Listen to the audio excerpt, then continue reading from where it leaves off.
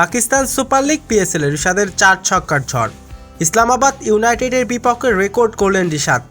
রিশাদের 4 ছক্কার দানবীয় ইনিংসে এদিন 209 রানের বড় লক্ষ্য পায় লাহোর কালান্দার্স। রিশাদ এদিন বল হাতেও করেছেন বাজিমাত। পিএসএল এ ব্যাট হাতে এদিন রীতিমতো সবার নজর কেড়েছেন এই লেগ স্পিনার।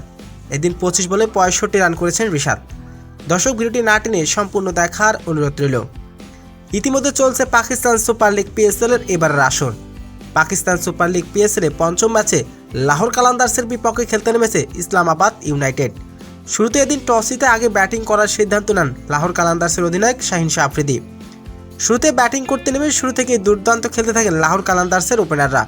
এদিন মাত্র 100 রানের মাথায় 5 উইকেট হারায় লাহোর কালান্দার্স। এরপর ব্যাটিংয়ে আসে বাংলাদেশের লেগ স্পিনার রিশাদ হোসেন। তখন দলীয় ওভার 12। রিশাদ ব্যাট হাতেই মাঠে নেমেই শুরু করে দেন 4 ছক্কার তাণ্ডব। রিশাদ এদিন বিধ্বংসী ব্যাটিং করে রীতিমতো সবার নজর কেড়েছেন তিনি। রিশাদ এদিন 25 বলে 65 রানের বিধ্বংসী এক ইনিংস খেলেছেন তিনি। দলের হয়ে এদিন সর্বোচ্চ রান করেছেন রিশাদ। রিশাদের দানবীয় ইনিংসে এদিন লাহোর কালান্দার্স 209 রানের বড় লক্ষ্য দাঁড় করায়। আর রিশাদ রীতিমতো বল হাতেও করেছেন বাজিমাত। তো দর্শক, পাকিস্তান সুপার লিগ পিএসএল এর রিশাদের এমন বিধ্বংসী ব্যাটিং আপনার কেমন লেগেছে?